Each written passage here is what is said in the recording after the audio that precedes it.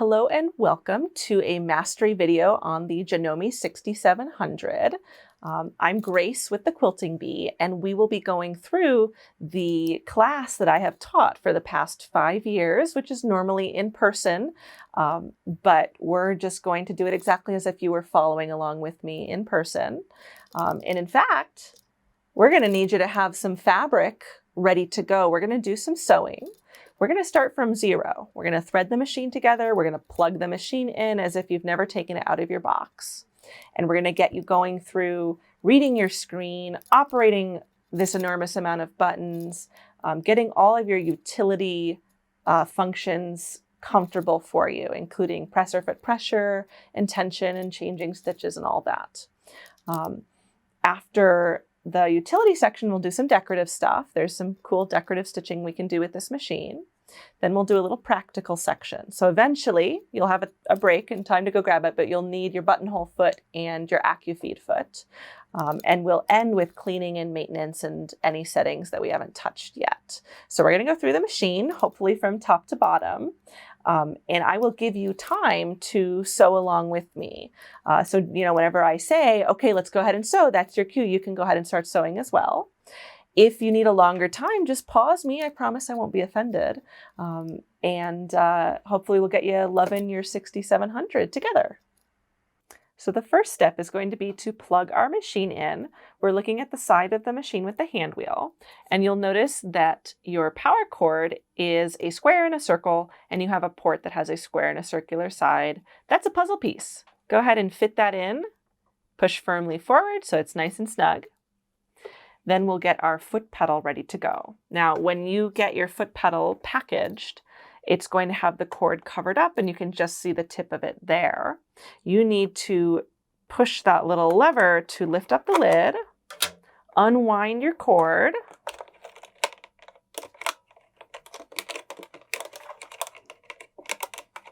feed the very base of the cord out that end, and then you can cover that up just like that.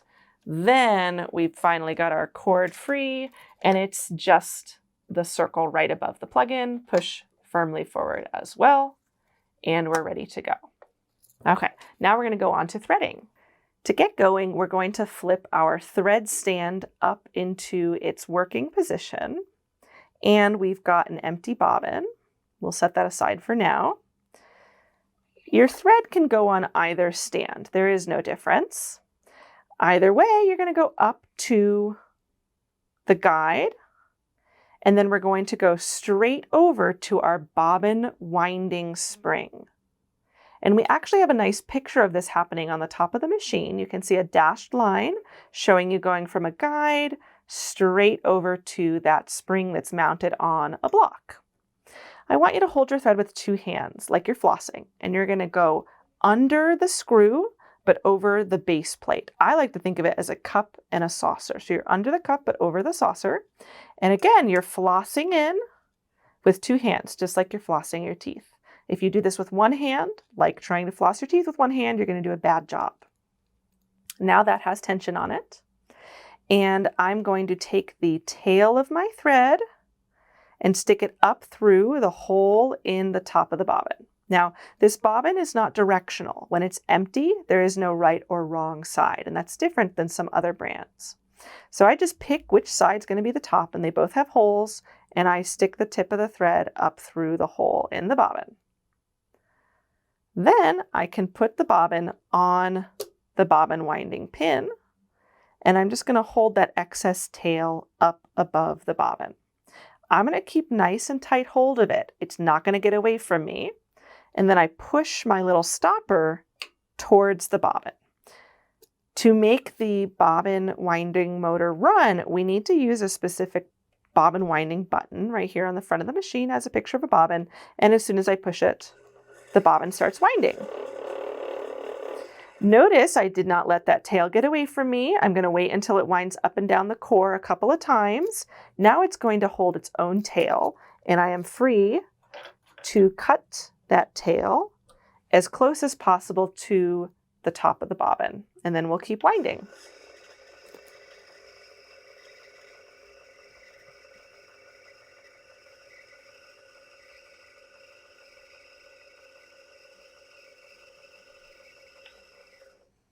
I don't need that much blue thread, so I have paused the bobbin winding by pushing that bobbin button again. If it had filled, this stopper would pop away when the bobbin was full. Take that bobbin off, and conveniently there's a little cutter back behind the bobbin winder so that I can free up my bobbin. Now let's put the bobbin into the bobbin basket. To get to the bobbin basket, you're going to need to push this black spring to the right. Let's up the edge, and I can pry that out. When you put the bobbin in, it is now directional. If you've just wound the bobbin, just keep the top as the top and you can drop it in. But once this has been in your drawer and it's gotten flipped over and such, then you've lost your sense of where the top is. To know which way to put the bobbin in, you can pull on the tail, and the bobbin should turn counterclockwise that way. Now, if clocks are not your thing, I get it. You can also think of it as it's making a P for perfect. Do you see the tail and the head of the P? Not a lowercase q. There's my lowercase q for quit that. So P for perfect. And then we drop it into the bobbin basket. And we're going to aim with our thread for a slit that's right at 630 in the bobbin case. The thread needs to fall into that slit. At the same time that I'm letting it fall into that slit right there, I am going to go around this little metal finger. So see how that thread pulls left, left, left, and it's starting to slide into between two plates of metal there. That's what I'm wanting to happen. Pull up, and then because we went around this metal finger, I'm now on a track that's going to end in a cutter, and my thread is cut. I'm going to do that again a little faster. So I check my orientation, rotates counterclockwise, drop it in, take the thread around this little metal finger, but I'm also watching to make sure it falls into that slot, pull leftward, up and around the track, and cut. Then we can cover our bobbin up, and it is done. Now we're going to thread the machine. Our guide printed on top shows this with a solid line. So it shows it going from the thread up to the thread guide and then down to this little paper clip right there. So we'll go into that little paper clip. Then we go behind this white lever thing, just like a pivot point. And then we also go behind this metal here. At this point, I check that my presser foot is up. You've got a lever in the back. Lift that up. What that does is it gets your tension discs open and ready for the thread. Now we're going to go straight down, around, and back up, and now we're at the take-up lever.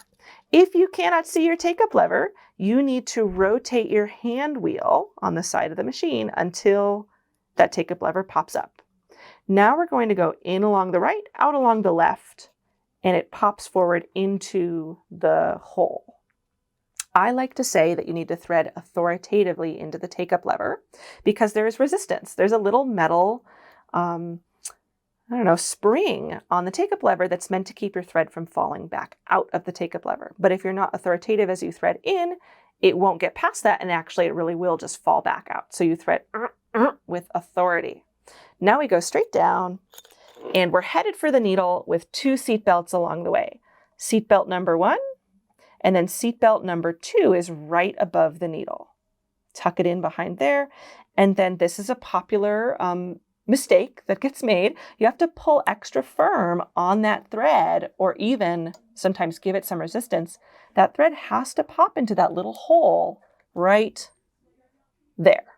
That's important for getting your threader to work. So if your threader's not working, we'll talk about other options, but that's one thing that could be.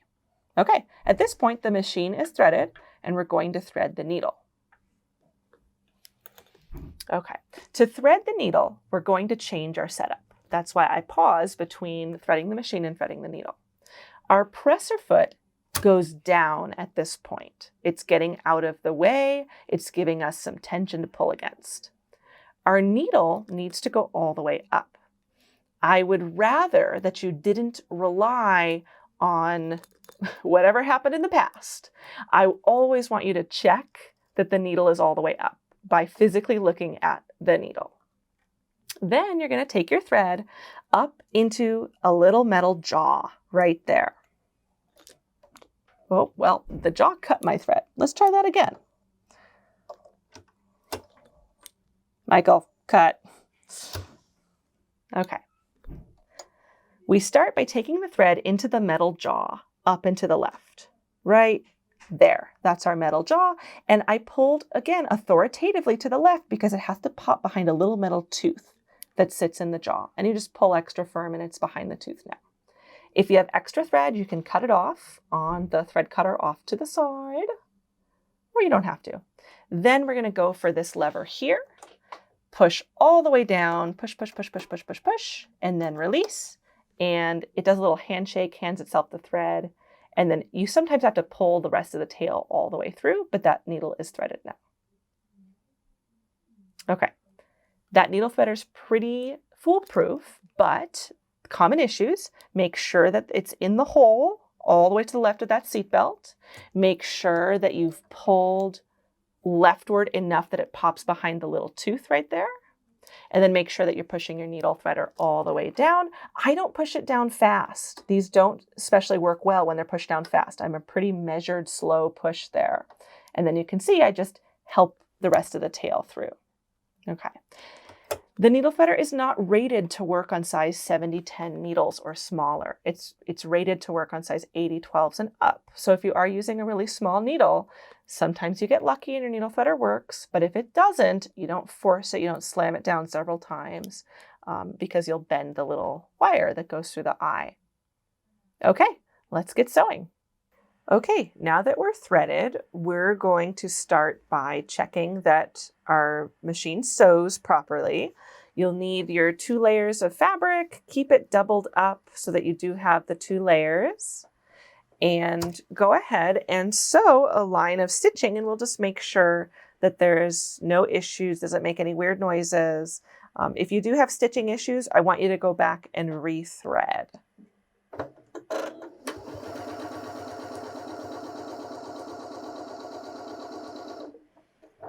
Okay, my first line of stitching came out great. I'm going to use the cut function here. I push, let the machine make all its noises before you try to lift the fabric away, and then I've got my stitch and it looks fine on both sides. Okay, so assuming that we're all ready and our machines are stitching, my first question for you is, how did I know when we first got going that we were going to get a straight stitch? How could I have anticipated that? Go ahead and look at your screen and let me know what you think as far as how I would know that I'm going to get a straight stitch. Okay, there's 2 right answers that you might have told me. Number 1, you might have pointed at this picture here and said, I see a picture of a straight stitch, and it's centered in the needle plate. There's a little oval shape like a needle plate. That would be one correct answer. The other answer would be to look at what mode and stitch you are in. The stitches in this machine are divided up into modes, basically so that they don't number the stitches from 0 to like 500. They will split them up into modes, and then within each mode, they reset back to counting up from 0. We are in mode 1, which is called direct select or quick select, and it's stitch number 1. And this refers to the 10 stitches that we see here, and it is stitch number 1, which again has a little illustration of a straight stitch. Okay, now we would want to follow the foot recommendation in this case. Can you see somewhere on screen where it's recommending a presser foot for you? Go ahead and indicate that on your screen. Okay, hopefully you pointed out this letter A here underneath a picture of a presser foot, and it's actually right next to as well a printed presser foot. It's recommending presser foot A, and it's actually a good illustration of exactly what presser foot A looks like. Now, with the foot on the machine right now, I cannot check if this is truly presser foot A. I have to take it off. To take it off, I push the spring. There's a black spring on the back of the shank. The shank is what's held on by this screw here. Push it towards you, and the foot falls off. Then you should be able to see that there's a letter A printed right where the foot attaches. Okay, so if you don't have your A foot on, I do want you to go put that on. You have 2 options when it comes to putting on a foot. Number 1, you can lift and clip. The bar goes onto the opening in the shank. Or you can do what I call a controlled landing, where you gently lower the shank with that lever onto that bar and it clips in as well. Both of those is fine. Okay, so we've got our recommended foot on, and we know that we're getting a straight stitch. Now, if you study the straight stitch that we just did, you'll see the first of a couple of qualities that we can adjust. The first one is your length. We've got a standard length for our straight stitch. What is the length of this straight stitch right now? Take a guess and shout it at your screen. Okay, so hopefully you said 2.4, and I heard a lot of you shouting that. Good job. 2.4 is our stitch length. It's a millimeter length. It's how far forward the machine stitches with each step. If this length number is a little too small for you right now, we can do a window swap. That is the button to the right of the screen that has a little square on top of a big square, and those are two little windows. We push that and it changes out our view from being stitch selection to stitch quality. I'll do it one more time. So stitch selection gets replaced by the qualities of our stitch, which is needle position and length. We're interested in the 2.4. I know that's length because of the illustration of a straight stitch getting longer, and I can match that icon there to my dial that has a straight stitch getting longer. And we can turn the dial clockwise and that number gets bigger. I want us to see how big this number can get. Go ahead and do this with me. All right, went all the way up to 5.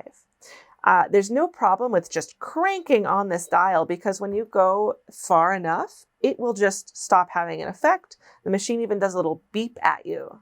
Double beep that means no. No, I can't do what you're asking of me. We're at 5. Let's go ahead and sew a little bit and see what this looks like.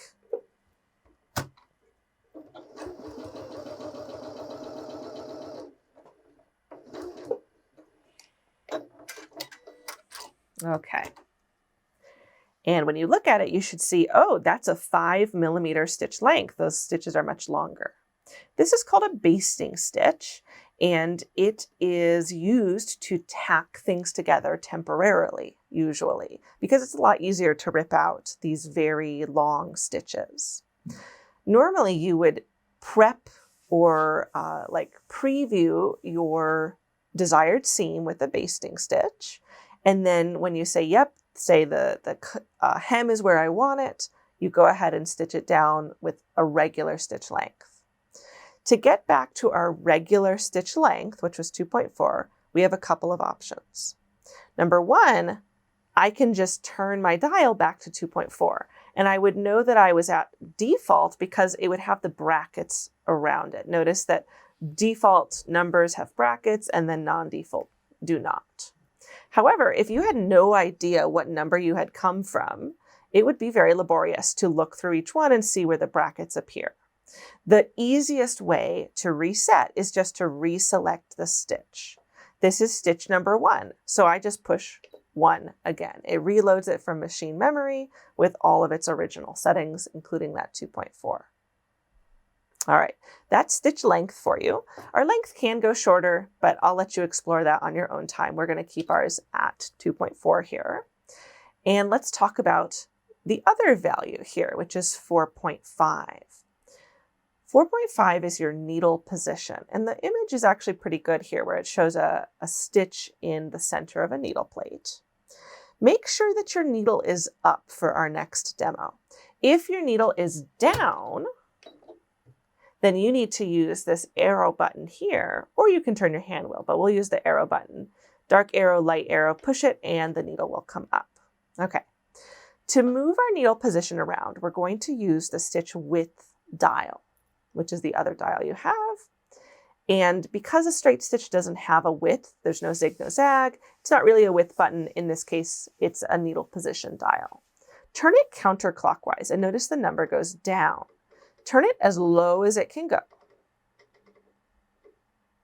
Okay, and where did your needle move? If you check your needle now, you'll notice you're all the way off to the left side of the foot. Okay, so 0 is all the way to the left. What's the highest number we can go? And where did your number go? Excuse me, your needle. So your needle's all the way to the right. and it goes to 9.0. This is a millimeter value. You're moving 9 millimeters left and right, with default being 4.5, which is right in the center of 0 and 9. So 0 is left, 9 is right, and 4.5 is right in the middle. You have a ton of control over this. It's 0.1 of a millimeter with every click that you turn. Ton of control over where that needle goes. A common follow-up question is, why would I want to move my needle around? Well, when you put in a zipper or you do edge stitching or you put on piping, those are all reasons that you might end up moving your needle around. So keep that in mind. Okay, so that's our basic straight stitch manipulation. Let's take a moment and talk about some settings that you might prefer to change. The first one is your speed. So let's sew another line of straight stitching and go ahead and go back to default if you're not already. And see if you like the speed available on your foot pedal, or do you feel overpowered? Do you have too much speed accessible and you wish that your machine was restricting your speed a little bit? This is what your speed control slider is for. If I push the slider all the way to the left and then I stomp my foot pedal all the way to the ground, I still sew really, really slow. And then you already saw that when it's all the way to the right, I run really, really fast. So we're going to put the speed slider somewhere in the middle. For me, up to you. There's my preferred speed. I can go pretty fast, but not crazy fast. Okay. The second thing you might prefer to change is your needle stop position. Have you noticed that my needle's been stopping down every time that I let off the foot pedal? Even if I try really hard to stop with with the needle in the up position, the machine continues another half turn so that it has to end in the down position. This is a programmed setting. Yours might be stopping needle up, but if it did just come from the factory, it should be stopping needle down. If you wanted it to always stop needle up, you can adjust that. We're going to make our first foray into settings for this. Settings is located in the wrench with a set word next to it. This is all the way to the right of your dials, of your screen. Push that, and some settings come up. There are 3 pages of settings. You can see that in the corner of your screen where it says 1 of 3. Whenever we navigate menus in this machine, we're using usually our dials or our arrow keys. With the dials, the left-hand dial is a page dial. We turn complete pages. So from page 1 to page 2 to page 3, etc. The stitch length dial, which is the right-hand dial, will be individual items. So I'm going through my individual items in the settings instead of pages. Okay, knowing that, we're going to navigate down to the bottom setting of the first page, which shows a needle with an up-down arrow. So I use my stitch length dial, turn clockwise 1, 2, 3 clicks until it's bolded around the needle position setting. And notice the right-hand arrow on screen, which tells me push this right-hand arrow here, and I've entered the setting. From here, I can use the arrow keys to swap between needle up or needle down. This is going to be where your needle stops. I actually want to keep mine on needle down, but if you want to swap to needle up, you can. To confirm, we're going to read our screen. Our screen has some prompts on it. It says, press C to exit or cancel. Press M for OK. So if you want to confirm your choice, you would press M for OK. And then it says, okay, you're back in your settings. Everything looked good. C for exit or cancel, and M for OK. And I press M again to confirm. Okay. And my needle is going to continue to stop down with every time I let off the foot pedal. Okay. Now that that's out of the way, let's talk about zigzag stitching. We're going to come back to the straight stitch. I do have some variants of the straight stitch I want to discuss, but I want us to get the zigzag stitching under our belt. Okay, we're going to press the window swap button again so that I can bring up my stitch selection, and I'm looking for the zigzag stitch with an M next to it. This is number 5 if your machine is still at its factory settings. If your machine is not at its factory settings, you do have a stitch card I have mine printed, but you should have a physical stitch card that's like a plastic 6x4" chunk. You could also look and see, oh, mode 2, number 006 is the same thing. So to navigate to that one, you would go mode. So you press the mode button, and you swap to mode 2, and then type in 006, and you'll be at the same zigzag stitch as us. I'm going to go ahead and use my quick select though. So I'm going to go back to mode 1 and then 5. Okay, this is our basic zigzag. Before we change anything about it, let's get a feel for how it looks. Stitch a couple inches of basic zigzag for me.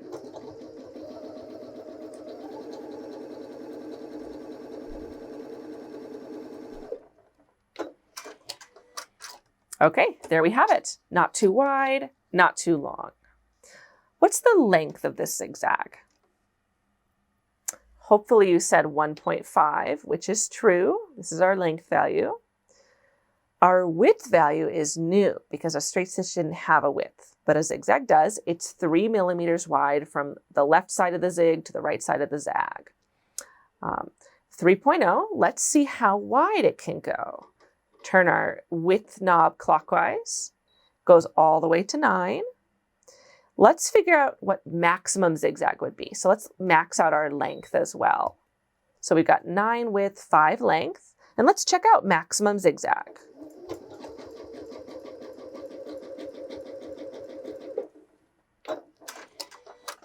Okay, wow, that is a very big zigzag. I have a couple of problems with this zigzag. It's a little bit insecure. It's very easy for me to sort of get my fingernail under there. It would be very easy to rip out. And it's kind of crunching my fabric because there's so much space between the anchor points with the stitching. So when I want to do a long wide zigzag, this is not my preferred zigzag. Instead, I'm going to press my window swap to go back to my quick select. I like number 6, which is in mode 1. That's my pre-select. Or if you do not have the same number 6 as me, you can go back to mode 2 and type in 011. All right. And let's go ahead and make this as wide as possible. All the way out to 7 on my width. But let's keep the length at 1. Stitch a couple inches of this and I'll be quiet. And I want you to tell me what you think is different about it.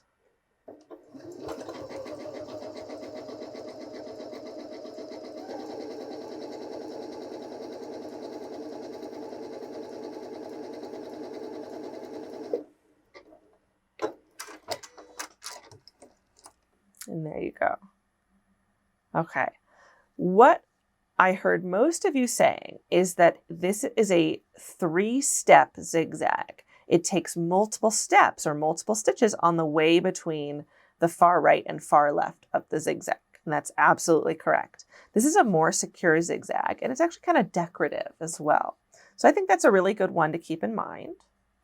The other zigzag that I want you to keep in mind is back to our regular zigzag, which again is number 5 in mode 1, or the identical stitch in mode 2 is 006. Now I'll point out here real quick, there is an M on screen. I often get asked, what's the M for? The M is for middle. And the way that you would figure that out without me telling you is basically there's only ever 3 letters next to your stitches. It's either L, M, or R, left, middle, or right. So this is a middle aligned zigzag. Okay, what I want us to do is let's keep the width at 3, but let's go to our length and we're going to decrease our stitch length to 0.40. And then let's stitch a little bit and we'll talk about what happened.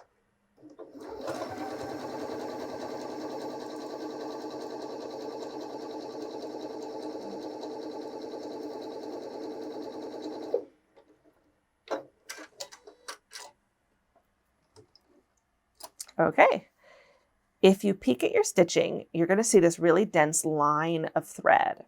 This is called a satin stitch, and it's decorative. It's meant to cover your fabric with the color of the thread. I show you this because we're going to see later in our decorative section that we have several other satin stitches, but they're pretty pictures and pretty shapes. but there isn't a basic rectangle zigzag in that section. And so I get asked, where's my basic satin stitch?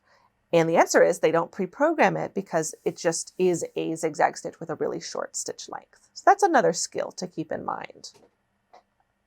All right, that's my introduction to zigzag.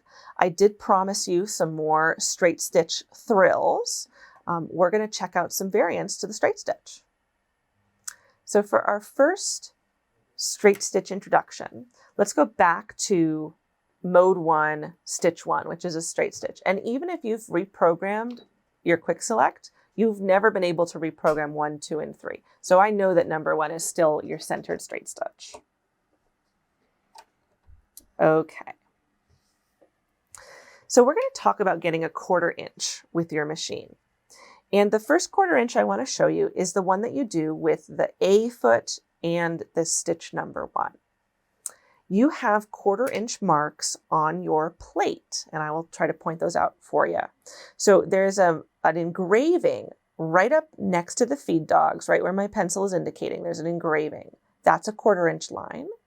Then there's a printed 1/8 and 3/8 on your bobbin cover, and there's a line right in between. That's a 1/4 inch, which is 2/8, so it falls right in between 1 and 3/8. And then there's 3 engraved lines at the bottom of your plate, the one on the far left as well. All of those lines line up and they show you where a 1/4 inch is when your needle is in its centered position, which it is right now. So if you want to get a 1/4 inch with this foot in this plate, you're going to run the edge of the fabric along those engraved lines. And in fact, let's try it. I promise I won't judge your work. Let's all just do our best to sew a 1/4 inch using those lines.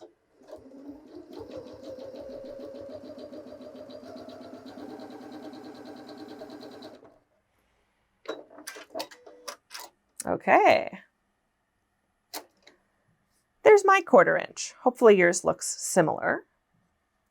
So the reason I show you this is I want you to know it's always possible to get a 1/4 inch, even if, say, you went to quilt retreat and you forgot all your other accessories behind. All you came to retreat with was your A foot and your regular zigzag plate.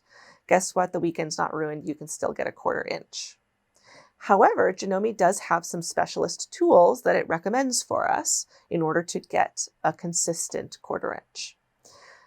The first one is they actually have a different foot. This is the O foot, and it does come with this machine. It looks like this. There's a little O engraved on it. It's got a black bar all the way to the right. We're going to swap for our O foot. Again, to do that, I push the black spring on the back of the shank. Foot falls off. And then I will do a controlled landing onto that crossbar. There's my O foot. Okay.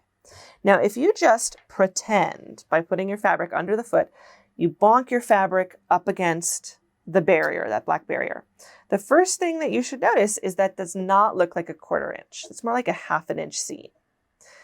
And the big difference here is that Janome does not intend you to use this foot with a centered straight stitch. They have another stitch that is pre-programmed in that's meant to be used with this foot. It is number 4 if you still have your presets from the factory on your quick set menu. So you can go ahead and select number 4. It says 1/4 inch P next to it. If you need to go to mode 2, let's see. Looks like you're going to mode 2, number 083. That's the same stitch. And you will notice that your needle has jumped to the right. How far to the right? Well, to position 8.3.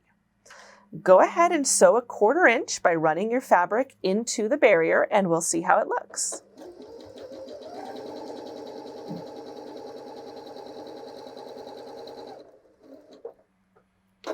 You'll notice your stitch length is shorter. It's 1.8. This is what Janome thinks is a good piecing or patchwork length. That's why it has that P on screen. It's one of the few letters that appear that are not L, M, or R. Here's my 1/4 inch. And it's consistent. I do think it's a little bit of a true 1/4 inch, which means it's a wide 1/4 inch. And I prefer a scant 1/4 inch. And a lot of quilters prefer a scant 1/4 inch because then your blocks are, say, maybe a little bit oversized or just right. Because a lot of patterns are banking on you having a scant 1/4 inch or a narrower 1/4 inch. The good news is we have some adjustments we can do. We're at 8.3 right now on our needle position, and we could go all the way to 9. So let's do that. Turn your width knob clockwise until it's at 9. And oh, what the heck, I'd like a longer length. Let's go ahead and change the length back to 2.4 just for fun. Then I'm going to stitch another 1/4 inch over the same edge that I just did my 1/4 inch so that I can compare the 2 needle positions.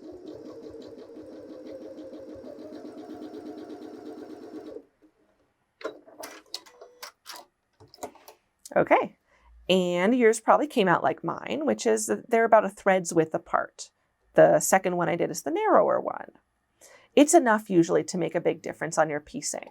So I definitely prefer doing this stitch with the needle in the 9.0 position.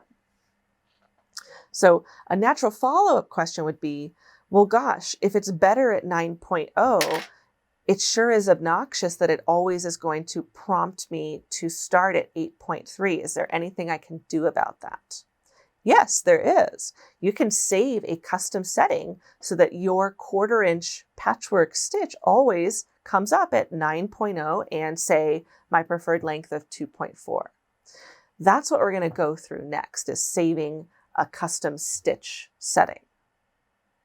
The way we do this is in the favorite stitch section. And you have a button that says FS on it. If you go to the right of your screen, right of your dials, there's a little folder /FS. This is your memory button, and it has 2 functions. It can access memorized sequences like your name, which we'll do later, or favorite stitch settings. And so I push the button and it says, what do you want to talk about? Do you want to talk about sequences that are in my folder, or do you want to talk about favorite stitch settings? I want to talk about favorite stitch settings, so I press M, which is what it's prompting me to do. And it says, okay, here's your settings, 9 and 2.4. If this all looks good, you can save it. See how number 1 has a folder with an arrow going into it? We're going to press number 1. And now it says, look, it's FS and FS. I will prove to you that this is now memorized. We turn off our machine. We wake up again. Maybe it's a brand new day, have some 1/4 inches to sew. It's always going to wake up on stitch number 1. So I go to stitch number 4. And you can see I've got my FSFS 9.0 2.4. So it's all memorized. Now, if you like this, great. We'll just go ahead and keep it. If you are cursing me for making you set this to something that you did not want, I will show you how to delete it. Again, we go into the FS/folder button. And we want to talk about favorite stitches, so we press M. And this time we're looking at number 2, which has a trash can and default. So I press 2. It says, are you sure? And then I can either hit C for exit or M for OK. So I hit M for OK. There we go. That long beep just means that it's accessing its memory and it doesn't want you to unplug it while it's doing that. Okay. My stitches are temporarily still set at 9.0 and 2.4, but as soon as I say reset by going back to stitch number 4, they're back to where they were. So we're back to default for the machine. Okay. That is 1/4 inch option, and that's the one that comes with your machine. I think it works really, really well. However, if you hate having to switch stitches, if you wish you could just do a 1/4 inch with it centered, but you do like the guide on the foot, I have good news. Janome now has a 1/4 inch foot, which is meant to be used with a centered straight stitch. It's called the Clear View 1/4 inch seam foot. It's clear, it's got that barrier on it, and best of all, it's meant to be used with the needle in the center position so that you can do a 1/4 inch without having to swap stitches or move your needle around. That is available as an extra if you want it. All right.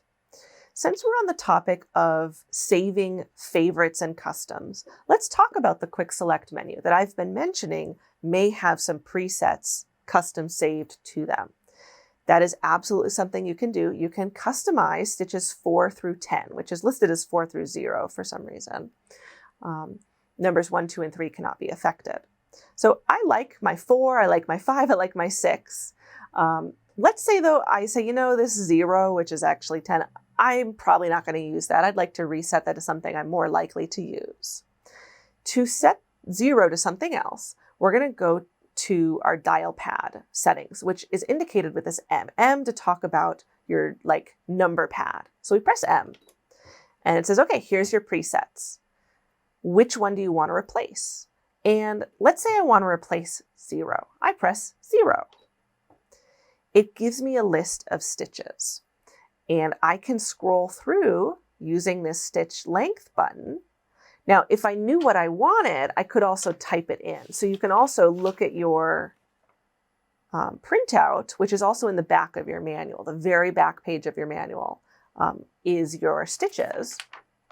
If you know what you want, you can type it in. So maybe I know that I want stitch 200. So I type in 200, which is a cute little handmade stitch out. Or I could have scrolled there using this. Either way, I press M for OK. And then it says, okay, here's your new presets. Good. Do you want to alter anything else? Do you wish you hadn't done this? You can hit clear to exit. Or do you want to reset back to default? Say you're selling your machine and you want to, give the new owner a clean slate. You can press the twin needle button, which is right here, to reset all of them back to default. But I like my customs, so I'm going to press M for OK. Okay, and now I have my custom quick select menu. All right. On to some more straight stitch variants. We're going to go ahead and switch back to our A foot, which is our universal generic zigzag foot.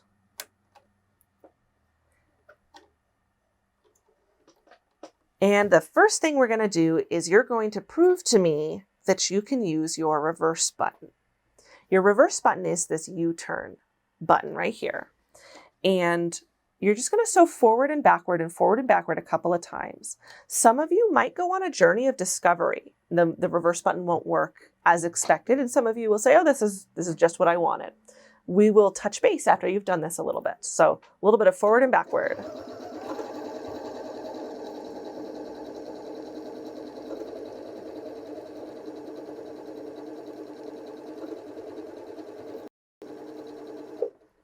Okay, so let's touch base. Did it work as expected?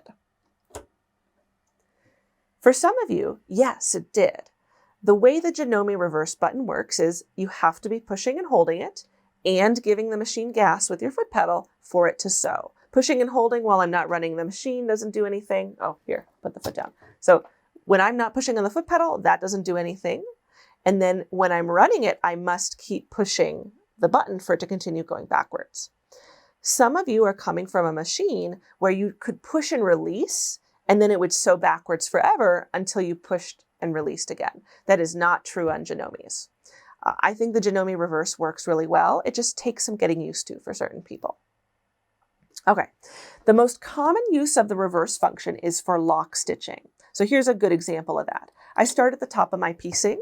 I don't want my pieces to start coming apart as I piece them onto other pieces. So I'll sew forward about 5 stitches, backwards about 5 stitches, back to the edge, forward again, down to the bottom of my fabric. Oh, thread's getting caught. And then I back up a little bit on my way off the fabric to lock it on both ends. That's a really common use of the reverse stitch as a lock stitching tool. The cool thing about Janomes is they do have some presets to do that for you. Take a look at stitch number 2. It's called a lock-o-matic. And what stitch 2 in the illustration is promising is to reverse stitch at the top and reverse stitch at the bottom. So let's try it. We're going to start at the top of our fabric, just barely on the fabric. And you're just going to let the machine run. I want you to run the machine all the way down until you're at the bottom of the fabric. When you're at the bottom of the fabric, I want you to pause right at the edge and wait for further instructions.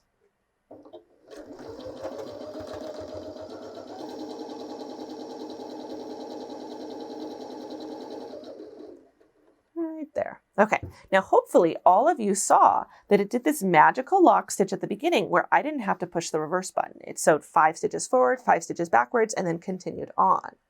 That was the beginning lock stitch that it promised us, automatic. Now for the ending lock stitch. How do I get an ending lock stitch? If I start sewing again, it's not going to lock stitch. I'll prove it. Forward, forward, forward. It'll go forward forever.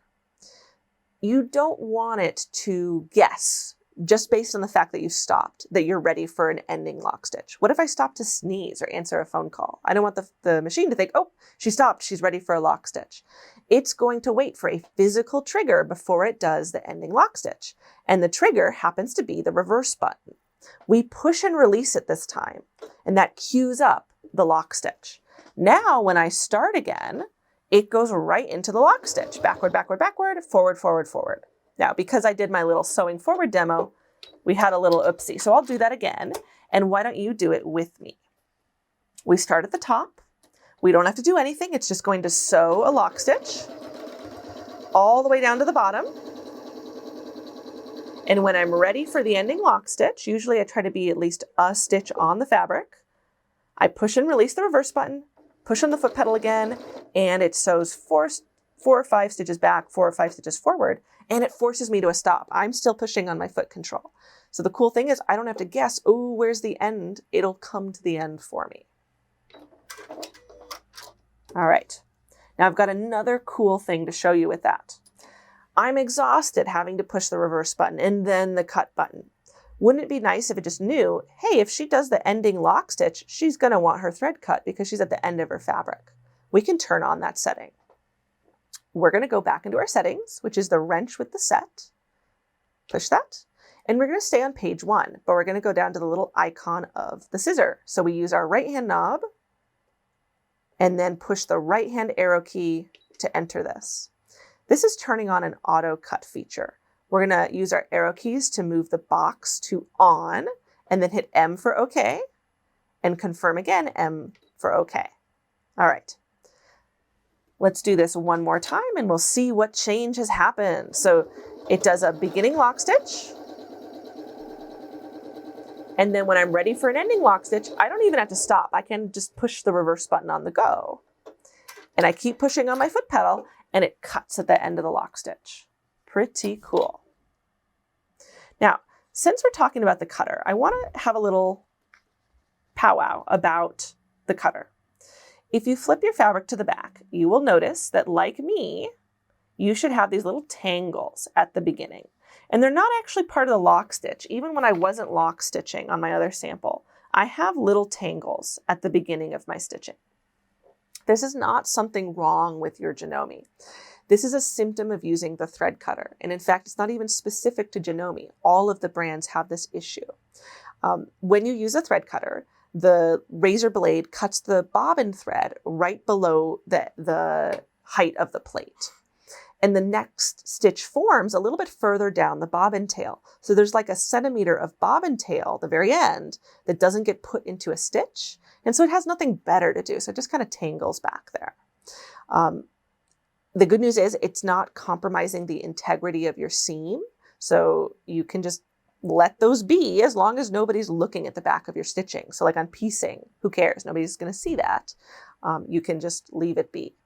But if you are doing stitches where people are going to see them, for instance, with free motion on top of a quilt where your backing is going to be visible, or maybe some top stitching on a bag or a garment, you would then not use your cutter. You would use ye old scissors to cut your thread. And that way you'll avoid that tangle. But just don't get mad at your machine. Again, it's not a Janome thing. It's just kind of universal. No one's figured out how to get rid of that yet. Okay, let's check out real quick stitch number 3, which is my last straight stitch variant we're going to do together. Stitch number 3 works exactly the same way as stitch number 2. It is an automatic lock stitch where it does the first automatic lock stitch by itself, and then you're going to trigger the ending lock stitch. I will be quiet and you're going to tell me what's different about this lock stitch. Here we go.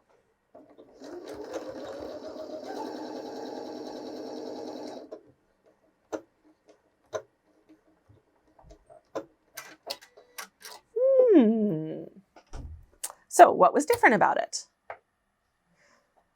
Hopefully you said, hey, it's an in-place lock stitch. It's not traveling forward and backward. And you're absolutely correct. There's a place for both of these lock stitches, the long one and the short one. They both have their benefits. It's up to you just which one you want to use at a given time. Okay, one last lock stitch to show you. And this is an on-demand lock stitch. Let's say you don't need a lock stitch every time you start your seam, but every now and then you want to end with a lock stitch. Let's go back to stitch number 1, which is our basic straight stitch. And we will do that sort of scenario. So let's say we're sewing along, we've sewn a couple inches of sewing, and I just need a lock stitch here. I have a bullseye button to the left of your screen. I push it. It's going to queue up a lock stitch, and the next time I give the machine some gas, I get a little lock stitch, and it's that in-place lock stitch. Pretty cool. So that's one of the uses of our bullseye button there. We'll come back to it when we get to our decorative section. But again, it is just an ending lock stitch.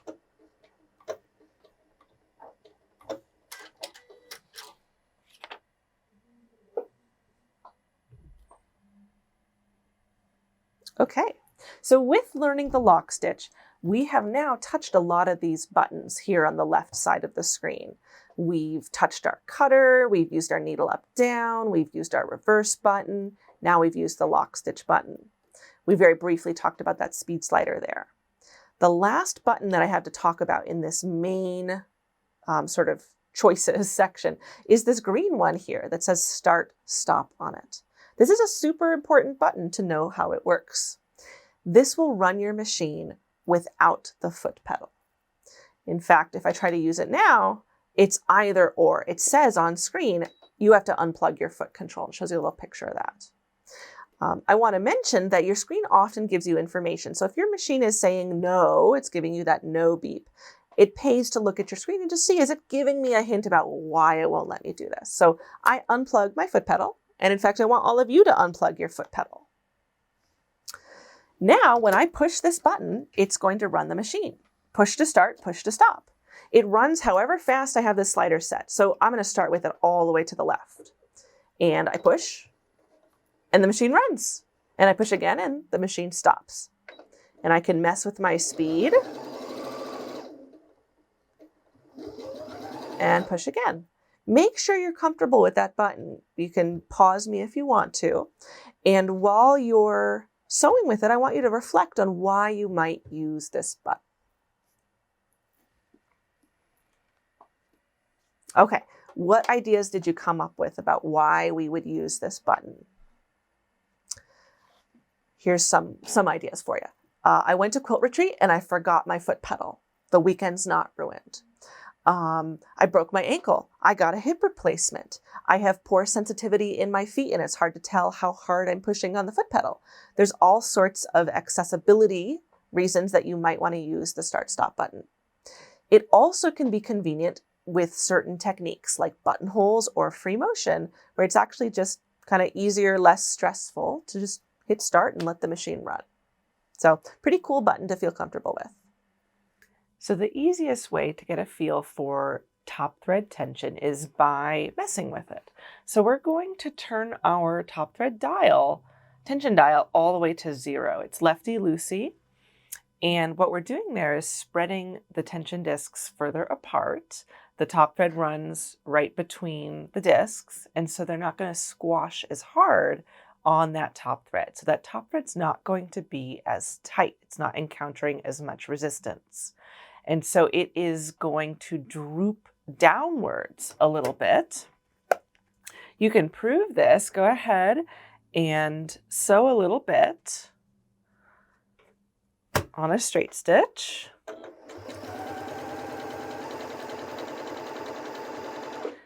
And then cut your threads and we'll look at the top and the back of your stitching.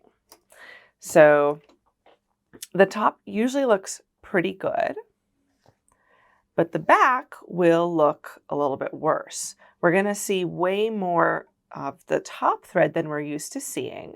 This is that looping point that I described between the top and the bobbin thread, and it is drooping downward, and we can see a lot of it on the back.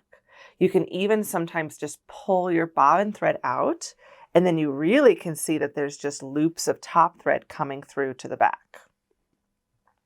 I can't quite manage that here, but you can definitely see those white loops on the back, which is my top thread. So the way I think about this is the looping point is too low in the fabric, so your tension is too low. Now, getting it to show a tension too high result is a little harder, but we can try. So we can turn our dial all the way to 9, righty-tighty, and we'll have to go to a zigzag stitch for this. So I'm going to stitch 5, and then I'm going to increase the width of my zigzag all the way to 9. Finally, I have some stabilizer in my fabric because with this tension so super tight, it's going to really try to crunch my fabric, and I don't want it to. So I've got some stabilizer in this fabric. So in this case, the top thread is passing through the tension discs that are really, really tight together. It's going to encounter a lot of resistance. It tightens up a lot, and it's going to pull really hard on the looping point, on the bobbin thread.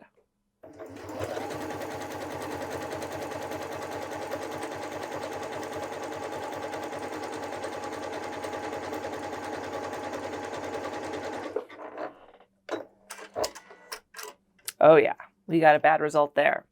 So I started off of my stabilizer and then I worked my way on. So you can see right here where I worked my way onto it, the white is my top thread and the blue is the bobbin thread. So there's these huge loops of bobbin thread being pulled through to the front. The way I think about this is the looping point is too high in the fabric. I can see the looping point on the top, so that tension is too high. I need to lower the tension to let that looping point lower back into the fabric. And when we're done messing with it, we can go right back to 4. So my takeaway with tension is that it's great if you can remember the rule. You know, the looping point is too high, your tension's too high, the looping point's too low, your tension's too low. But in the end, it's okay if you forget that because you can always guess and check your way to the answer. If your stitch does not look balanced, try turning by a number. If it's at 4, go to 3 or go to 5 and try again. Did your stitch get better? No, it got worse. Okay, you went the wrong way. Try the other way. And then, okay, got a little better. It could go a little further. It could go up another number.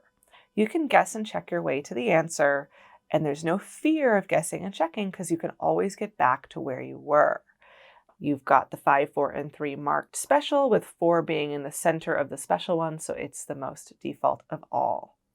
This isn't like, the machines that we were raised on or in school where you were told don't touch the tension, you'll never get it back where it was, because it's really clearly marked and you've got a new machine in good repair. And so there shouldn't be any worries that that spring is giving out and that turning it is going to somehow, upset the spring. So please feel free to play with your tension. It's going to expand your creative possibilities. Okay, with our tension talk, we've come to the end of our utility section. When we come back for our decorative stitching section, you're going to want a new piece of fabric with stabilizer in it, and you'll want your F foot, which is clear plastic. I call it the F for fancy stitch foot. I will see you when you've got those. All right, welcome back. We're going to start our decorative stitching section. And the very first thing we're going to do is change to a decorative stitch. Specifically, I want us to go to mode 2, number 127. So to change modes, we press the mode button and our little mode indicator cycles. And then we're going to type in 127. And you should see a little leaf.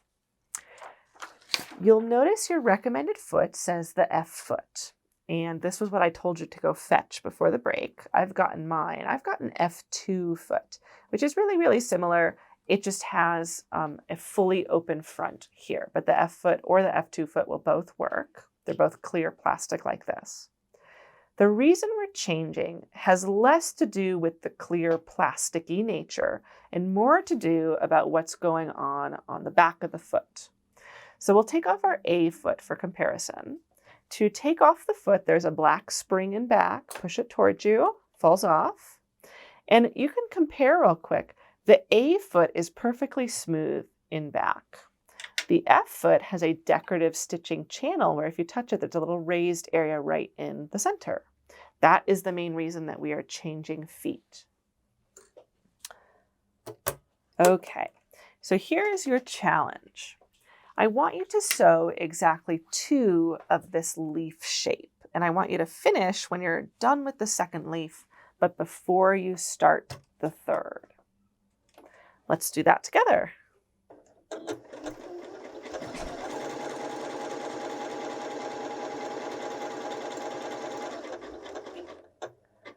All right, I'm slowing down. I'm trying to get, oh, okay. So I tried to guess where the ending of the leaf was, and I made a little oopsie. I just barely had started that third leaf. You probably had a similar success rate. And the main reason we do this is I want you to see that it's kind of hard to anticipate the ending point of that leaf. It was a little stressful to find the ending point. I'll also note, because I was noticing it there, my tension should be lower. I've got a tension recommendation of 1 to 4. I'll just go down to 3 real quick. That'll make it so that blue does not show. Okay, so with those 2 leaves, there is an easier way, if I had you do this activity again, where you can just tell the machine to finish the second leaf. The way we do this is with the bullseye button right here. Now, we were using that in the straight stitch to do a on-demand lock stitch. But when you're on a decorative stitch, which is a pretty picture, it's a polite button, and it will wait until the end of the stitch to sew the lock stitch. And so we can use that as a end stitch button. So if I want to do 2 leaves, I'll sew the first one, and then at any point in the middle of the second one, I'm going to push the lock stitch button. It keeps sewing, and then this is not me, this is it finishing and cutting for me. It forces me to a stop. Go ahead and try that for me.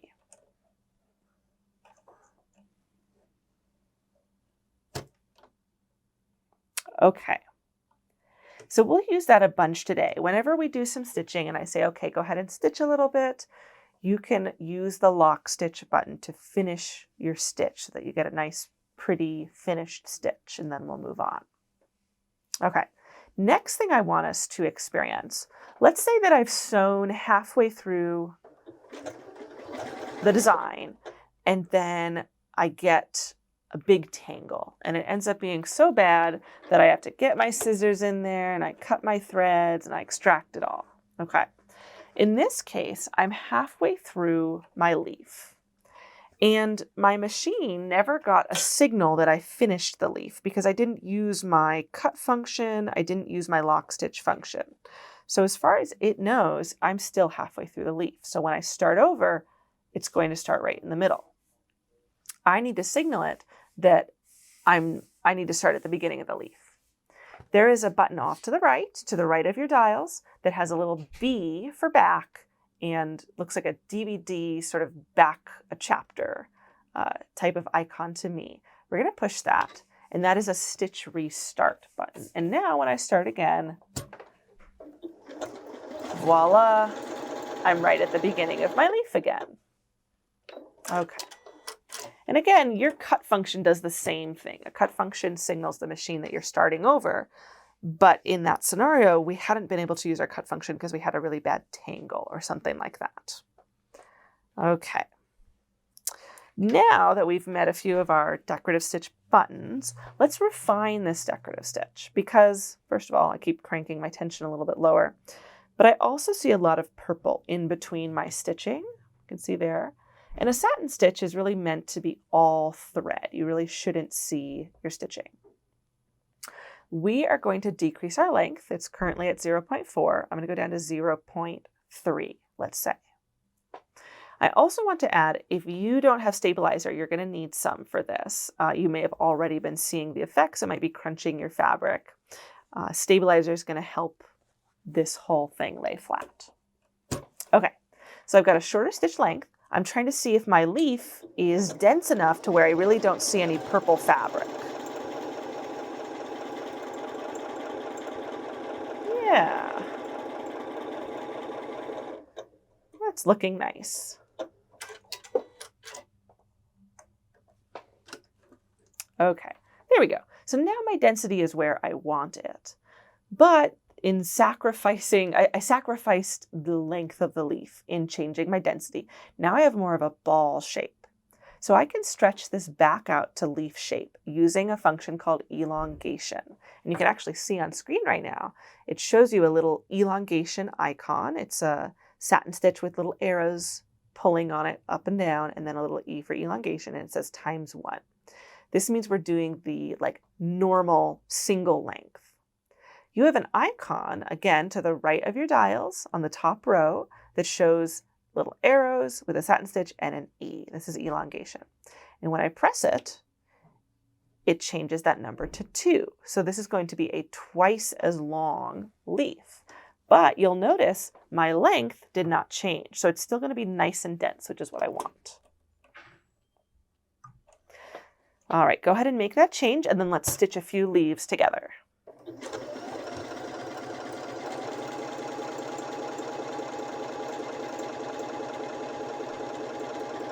You can push that bullseye button whether you're stopped or running. It'll do the same thing where it finishes your stitch.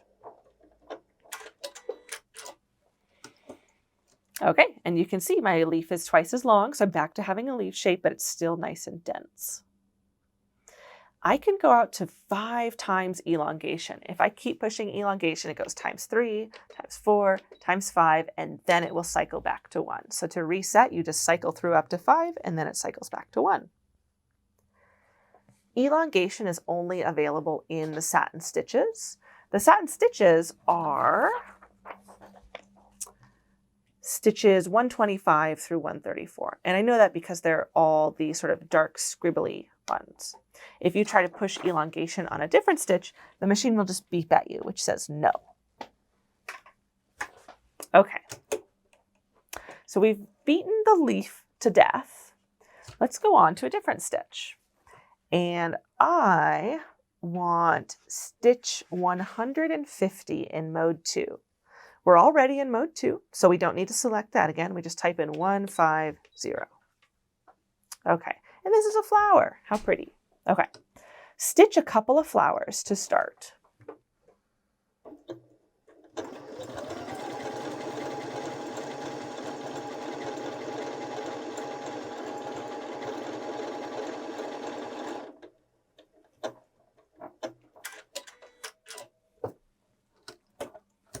All right, very cute little tulips. I will normally get asked, can these get any bigger? The answer is no.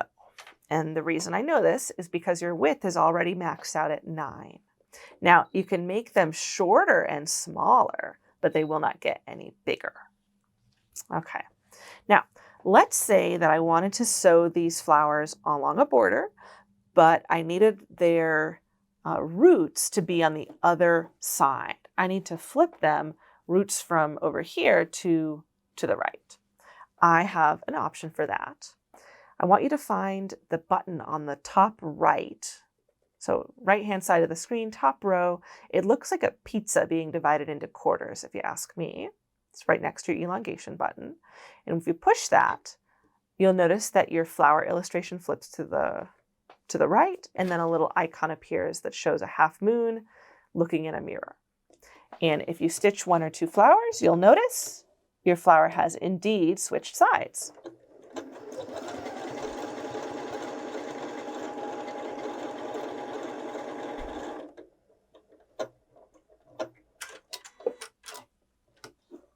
There we go. Yay. Okay, so that's my flower, and I can flip it back by pushing the pizza button again. Just flips it back and forth. Okay.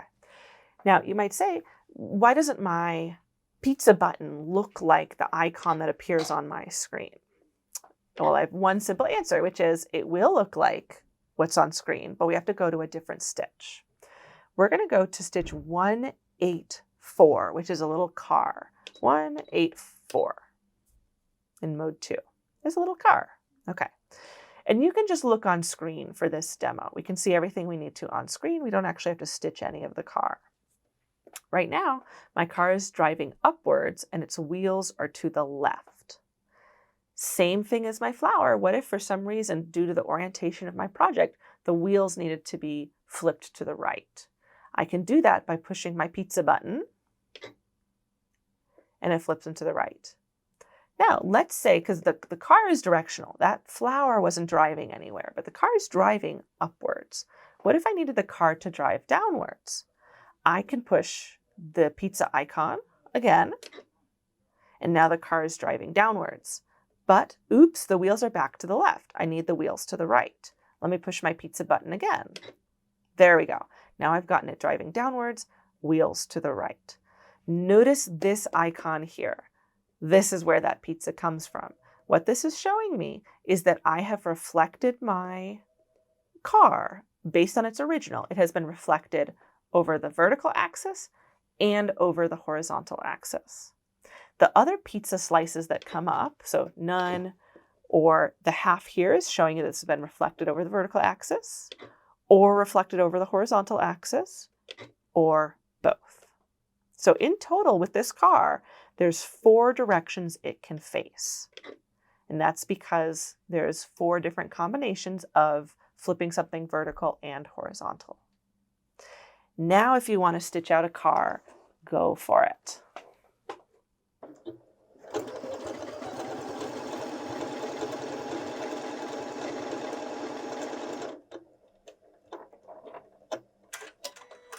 Excellent. There we go. Very cute little car. Okay, so that's called reflection or mirroring. That's what we just did. And you might ask, why didn't I do that on the tulip or the leaf shape? Why did I have to go to this car? The answer is this is an asymmetric pattern. The tulip could be flipped over the vertical axis, but it would have looked the same if we had flipped it over the horizontal because it has 2 leaves and 3 points and it would have looked the exact same. The leaf would have looked the exact same no matter what.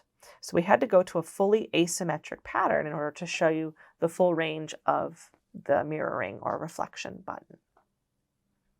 Okay. So those are our main things we can do with our decorative stitches when we're just talking about doing a single decorative stitch where we're just doing tulips or just doing cars or just doing leaves. That said, there's a good chance that you want to do some sort of sequence where you chain together, say, hearts and flowers and squiggles. We can definitely do that, and that will be our next activity, which is called sequencing. Sequencing is super easy to set up. We are going to type in the first stitch that we want in our sequence, and just for fun, we'll mix it up. Let's do number 182. And again, we're still in mode 2. I don't have to reselect mode 2. Okay, this is a leaf with a heart in the middle. To change to sequencing mode, all I have to do is press M. This is like the only time in the machine that this means memorize. Usually it means okay, but here we actually mean memorize. And it changes our screen. We have a canvas now that says, here's one, what's the next stitch going to be? I'm going to type in, I'm going to do 171. And it previews it for me. It says, okay, it's this flower. Is that what you wanted? We have to press M to memorize into the sequence. Go ahead and add one more stitch for me, your choice. I'm going to do 181 if you want to do what I'm doing. Okay, so we've got 3 stitches. And let's imagine we're doing a border pattern. So I'm going to go from the top of my fabric to the bottom of the fabric, and I'm going to eyeball it. When I think I've only got room for one last stitch at the very bottom of my fabric, I'm going to push the bullseye button to come to the end of the current stitch that I'm stitching. Go ahead and do that with me.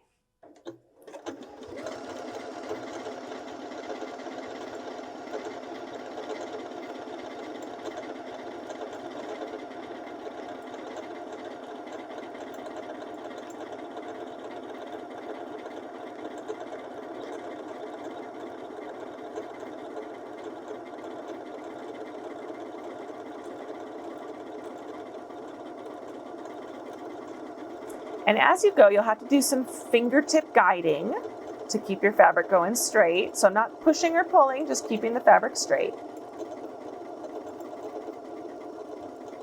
All right, and I think this one will have to be my last stitch. So I push the bullseye.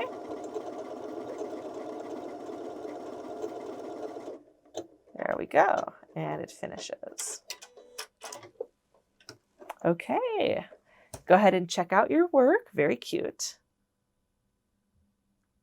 Now, let's say that we made a mistake, or we said, oh, I thought it was going to be cute, but I actually didn't like one of those stitches. You can go back and edit your design. You can add more, you can delete something.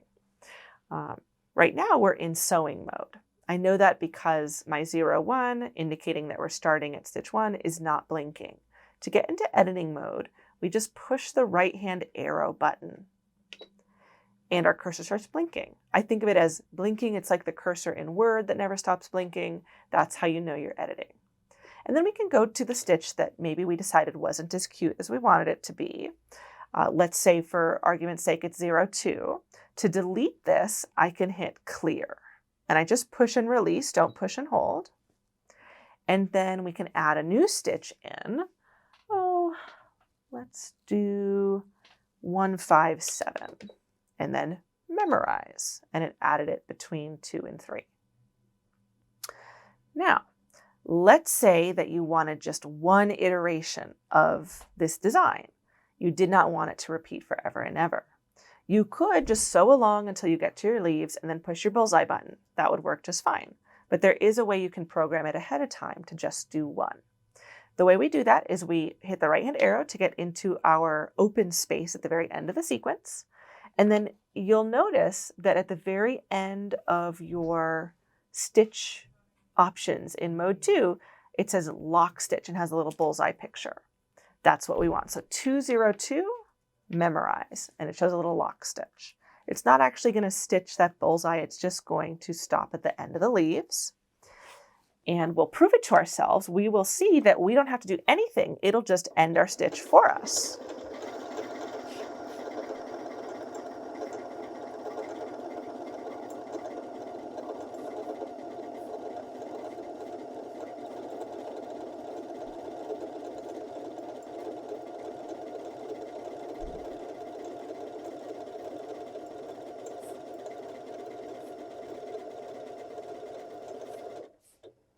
There we go. I didn't have to push anything, and it sewed one iteration of my sequence, and then it stopped itself. Okay. This is sequencing with just decorative stitches, but a lot of us are going to use sequencing to make quilt labels. So that's what we're going to do next. To clear everything out of our sequence, we can push and hold the clear. And then it does a little beep and it goes back to regular sewing mode. This is also how you would exit if you wanted to go back to your regular sewing and you wanted to stop sequencing. Lettering is in mode 3. And I've got a little printout. This is in the back of your manual. It's also on the stitch card that I've mentioned. You can see that it's all mode 3. They just count to higher and higher numbers, and the numbers you're on determine the script that you're going to do. And I think I'll just stay in the regular block letters, but you're welcome to do something else. So I need to make sure to go to mode 3, and then we're going to type in some sort of phrase. I think I'll do made by Grace. So we're going to start with capital M, and capital M has a little code next to it, 013. I type 013 in. And then I have to memorize, and that puts me into sequencing. If I don't do that, I'm just going to type M over and over and over. Then we've got lowercase a, 027, memorize. I'm going to keep going. I'll let you start typing in your own phrase or word. You could do your name. You could say class. I don't care. You go ahead and start typing while I do mine. Now, if I want a space, that's what these last 3 are, 997, 998, 999. They're pretty large. I would do the small or the medium size. It's not going to stitch a box. It's just going to stitch a space. So I think I'll do 997. And I memorize. Okay, so I've got Made by Grace, and I can double check that I didn't misspell anything by using my arrow keys. Okay, that all looks good. And we're gonna sew.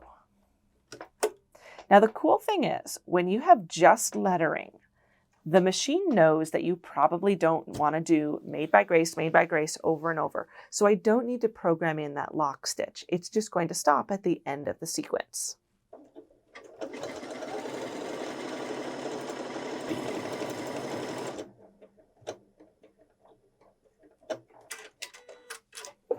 Yay. Okay, and there we can see my Made by Grace. Let's talk about some troubleshooting.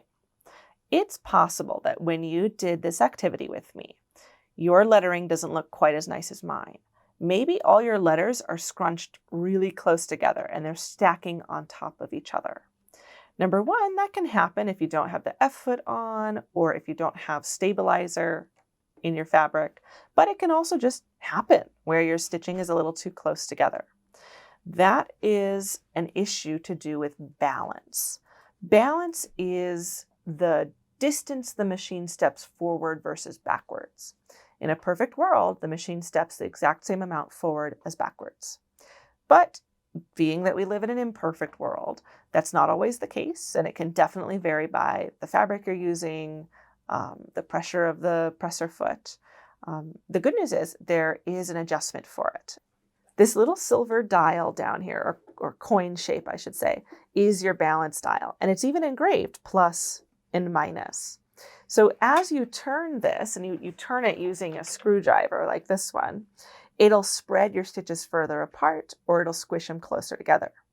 And it is literally changing the amount forward step versus backward step that the machine is taking. If your stitching looks good right now, I wouldn't arbitrarily mess with it. I would only mess with it if your stitching currently is, say, stacking on top of each other, or your stitching is so far apart that your letters don't really look like good letters right now. Small changes make a big difference. So I'm talking, say, like 5 to 10 degrees at a time before you try again and you see how it does. And then when you want to go back to normal, you go back to noon with your balance. So 12 o'clock and 6 o'clock is where that should be. On some other machines, and maybe in the future they'll do this on this one too, this is capped. So there's like a little white plastic cap, and there's always like a little divot in it so you can pop it out with your screwdriver, and then it'll reveal that there's a little coin down there. That is balance. It's available to you if you need it when you're adjusting, say, your lettering is a great time to adjust it. Okay. One last thing to do with our sequencing. So we've got our label, and maybe it took me a long time to write. Maybe I wrote Made by Grace in 2024 with love. I don't want to have to retype that in every time I go to make a quilt label. So we can save this and access it again later. The way we do this is with the folder button. This is to the right of your knobs, and this, we've actually pushed it before because I'd said it's a dual function button. It's either a folder or a favorite stitch button. So we push that, and because we're not on a regular straight stitch, it knows, or any other regular stitch, it says, well, I know you don't want to talk about favorite stitches. You want to talk about sequencing and saving a sequence. So it pulls us right into that folder. And what this is a filing system, and it doesn't look like much because there's nothing in there. You have 20 slots. You've got pages. So here's, you can't tell that I'm switching, but the slot number is changing. Slot 5, slot 9, there's 4 slots per page. Okay, so we're on page 1, slot 01. And to fill this slot, I have to press 1 because that has an arrow going into it. Number 2 is to retrieve a sequence, and there's nothing to retrieve right now. Number 3 is to throw something away. Again, there's nothing to throw away, and clear is to exit. So I want to press 1. And even if you don't want to save this for posterity, I'll show you how to delete it. Go ahead and save with me. Press 1. There we go. It's saved. And now all we have to do is hit clear to exit. Okay. Now let's simulate actually having to retrieve this sequence. We're going to turn our machine off, wait about 5 seconds, and then turn it back on. So let's imagine it's a brand new day. I'm going to start my day with some quilt labels, and I need to retrieve my label. we're going to go into the filing system. So I push my dual function filing and FS button. And it says, do you want to talk about filing or about favorite stitches? We want to talk about filing, so we press 0. And we can see everything that's saved. If I needed to scroll through, if I had more than one thing, my stitch length knob is my individual scroller, and I can scroll through and select something. I want to select 01 out of 20, and then I need to retrieve it out of the folder. I'm not saving it, so I need to push 2 for retrieve. And here it is. So we could stitch it out, and then when I'm done using it for today, I can just push and hold clear. That gets me out of sequencing so that I could say go back to mode 1 and go back to my straight stitch. You're not deleting it in that case. You don't have to worry about the clear because you're not actually clearing it out of the memory. You're just clearing it as what you're working on. It's still in there. I'll prove it. I go to my folder, I go to 0, and it's still there. If you want to actually delete the sequence, then you have to go into your folder and press the 3. And it says, oh, are you sure? And M for OK.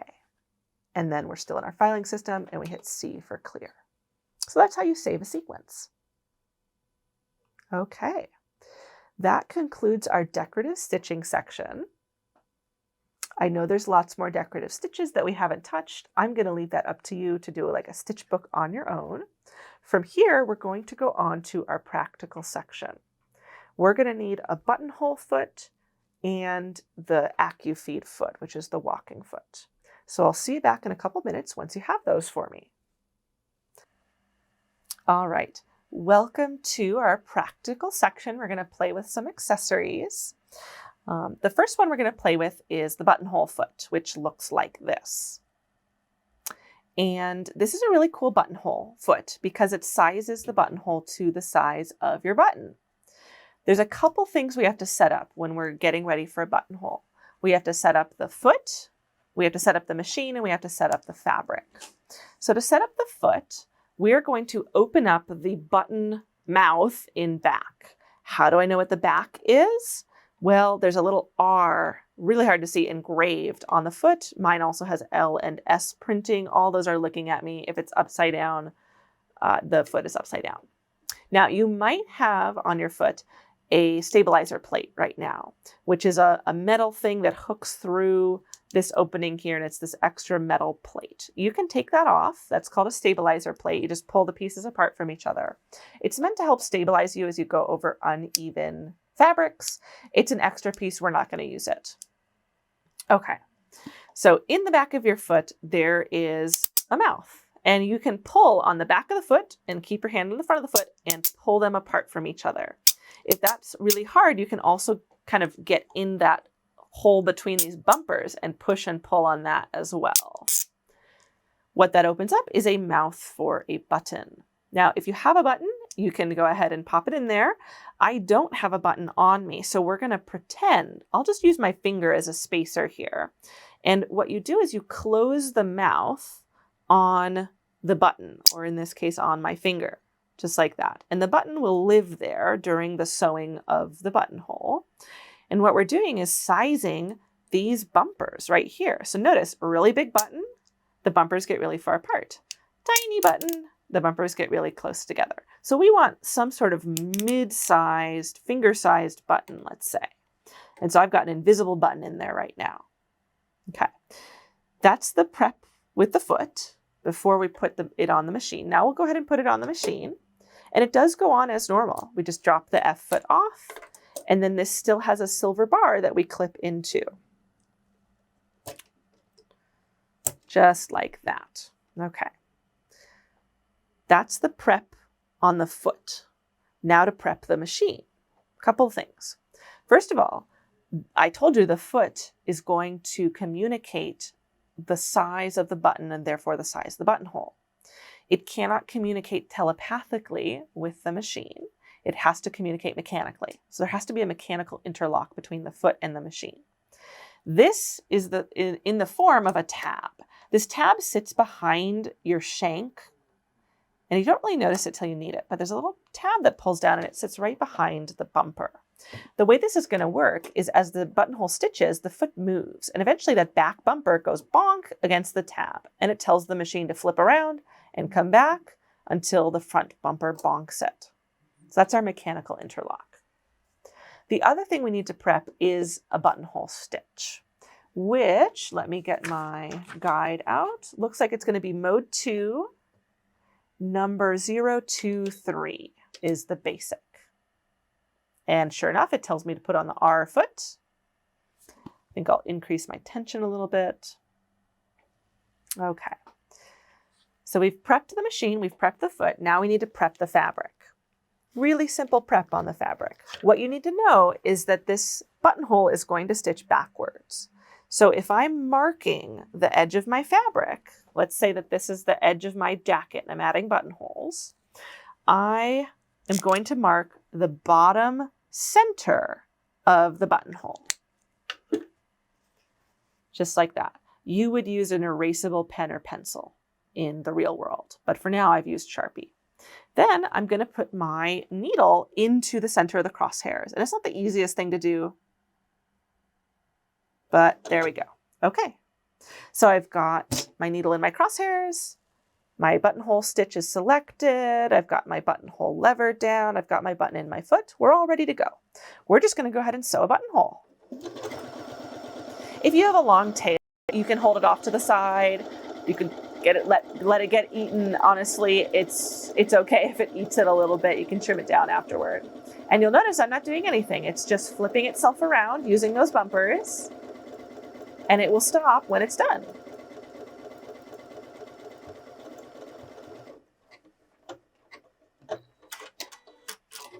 Hooray!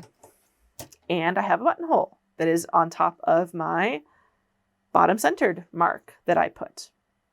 From here, you would cut this open. I usually use a seam ripper, and you would test the button. You always do a test buttonhole on your fabric that you're going to be doing the final, because sometimes the sizing isn't exactly right.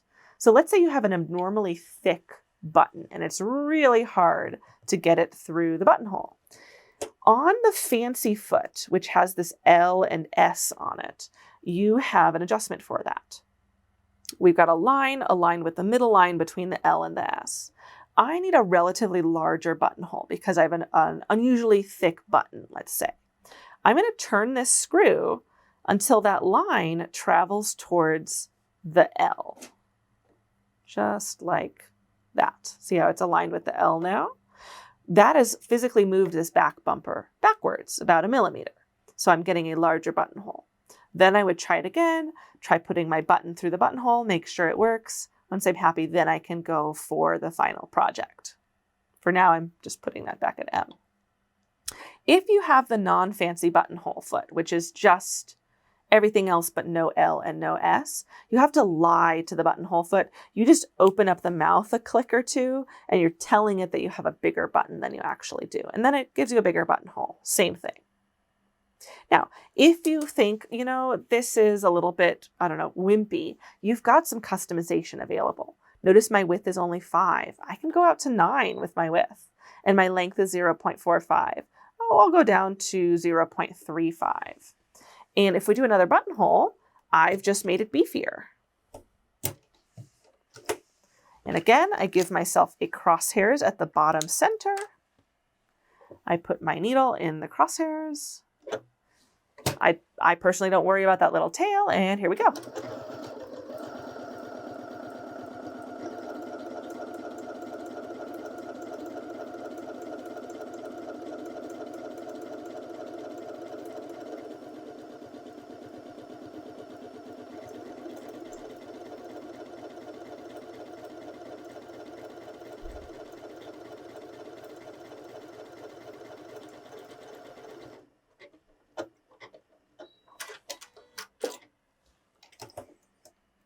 Okay. And we have a much beefier buttonhole. So there's still some customization available. All of the buttonholes are going to work like that, the keyhole buttonholes that the machine has. They're all just using the pre-programmable foot. Okay, see, buttonholes aren't so scary. To undo your buttonhole setup, remember to push the buttonhole tab back up into the machine and release the foot. And then we'll go back to a straight stitch, which is mode 1, 0, 1. And we're going to go on to the walking foot. Now, there's two styles of walking foot. The one that comes with the 6700 is called the AccuFeed foot. It's just Janome's branded name for their sort of patented product, which looks like this. Okay. The walking foot is meant to go over thick, multiple layers, like a quilt, if you're going to do straight line quilting on a quilt, or a fussy fabric. So you'll pull this out, and this is our first foot that does not need the adapter shank. It has its own screw holder point. So we're going to get our screwdriver out and loosen that screw, pop that shank off, set it somewhere that you can find it in a couple of minutes. Then I'm going to back this screw out till it's almost coming out, just barely started. We'll need a lot of clearance here. Then we'll look at the foot. The foot has two unique things about it that we're concerned about when it comes to putting the foot on. The first thing is there is a screw attachment point right here where I'm slipping the screwdriver. That's where the screw is going to go on. Then we've got this hook in back. This hook hooks onto a bar that's about a 1/4 inch long that's on the very back of your machine. And you can go back there and look or stick your head back there. Basically, on a block mounted there, there is a bar 1/4 inch across. If you have a 6650, you do not have that bar, so don't freak out that you don't have it. You have a different style of walking foot that I will also show you. But for my 6700 owners, it's this one. And we swing the whole foot around to the back of the shank or back of the shaft, and we slip that screw attachment point over the screw and push forward. This foot's kind of springy. You have to push it forward to really get it hooked around the front of this shaft. Then I can tighten this screw down. And with this particular foot, it's very important to do an extra tighten with the screwdriver because it pops the foot fully forward, fully on if you hadn't gotten it on yourself, which is pretty common. Okay, now about that hook in back. I need to push it forward onto the bar so that it's flush with the bar, just like that. Okay. Now the AccuFeed foot is set up and ready to go. Get my thread. And that's all there is to it. We don't have to tell the machine that we put the AccuFeed foot on. It just works. If you run your machine, you'll notice it's got these cute little walking treads. And that is what we're hooking onto that bar for. That's what forces those treads to walk up and down. It's like you've got feed dogs on top. And you can still sew in reverse. You can do decorative stitches. It's just a walking assist. Usually you'll combine it with lowering your presser foot pressure in order to quilt on top of a quilt. Easy peasy. Okay. We'll take it off. Back that screw out. And sometimes that screw has to come all the way out to really let this foot off. For some reason, this foot just really doesn't want to pop off. Okay, and as promised, for those of you with a 6650, I will show you your variant of a walking foot. So 6650 owners have the classic walking foot, which has some similarities. It still has its own screw attachment point, and it has an extra item that's going to force the teeth to walk up and down. In this case, it's this arm here, and this arm is going to sit on the needle screw. And as the needle goes up and down, it will let this arm drop and then raise, and that will force the feet to walk. To put this on, I like to hold the foot with my thumb blocking this little arm from falling downward. And that way, when I put the foot around the back, I'm aiming the screw attachment fork over the screw, and this arm just naturally sits on top of the walking foot, which is where it's supposed to sit. Tighten it down. Again, you must do an extra tighten with the screwdriver. If you don't, you risk the foot falling off and then you hit it with your needle and it's very scary. Okay, and again, it's just going to walk along. Ta-da! Lovely. Okay, So there's our two variants of walking feet.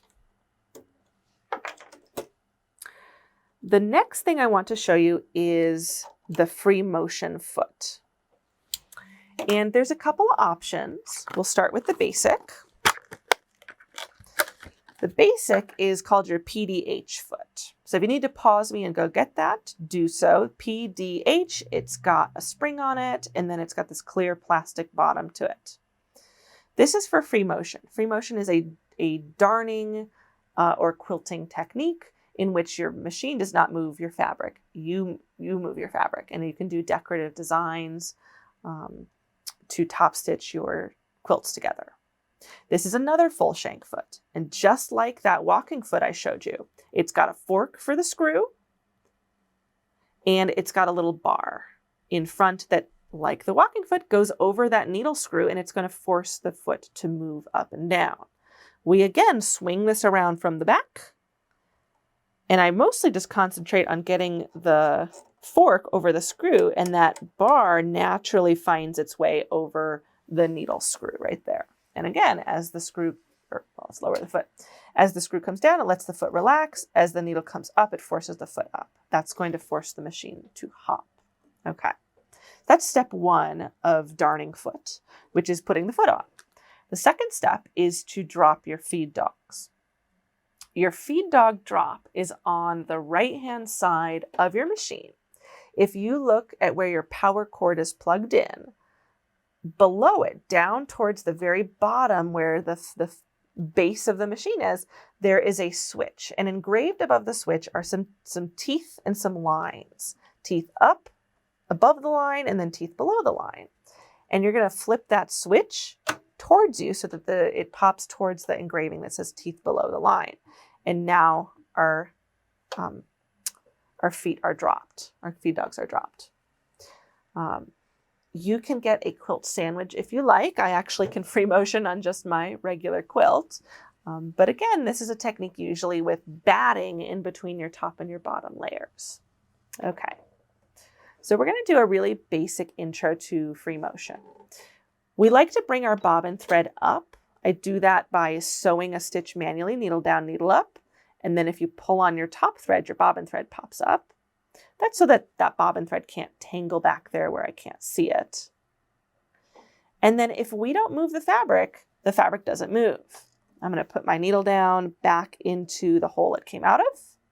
There we go. And then I'll just kind of hold on to my tails as best I can. So to lock stitch, I just start sewing. It does pop up, the screen pops up a little warning that says, did you know your feed dogs are down? It'll only do that the first time. Now it'll let me go. So if I don't move the fabric doesn't move. So the first thing I can do is sew a lock stitch just by not moving my fabric. Clip those tails. From here, it's all about consistency. Consistency of your needle speed and consistency of your fabric speed. If I move my fabric really, really slowly, I get a little tiny stitch. If I move it really fast, I get a basting stitch. There is a fine line between the two. So there's a medium speed of movement and a medium speed on your needle, at which point you'll get a regular looking stitch. If that's a lot of appendages for you, 2 hands and a foot, you can take the foot out of the equation by unplugging your foot control and running the machine from the start-stop button. I'll put my speed at a middling speed there. Okay. There we go. Now that's a little too slow for me. I want to move a little faster. So I'm going to speed up my needle to keep up with me. This is just practice. Take 30 seconds. And if you hate it the whole time, guess what? We're just doing 30 seconds of it.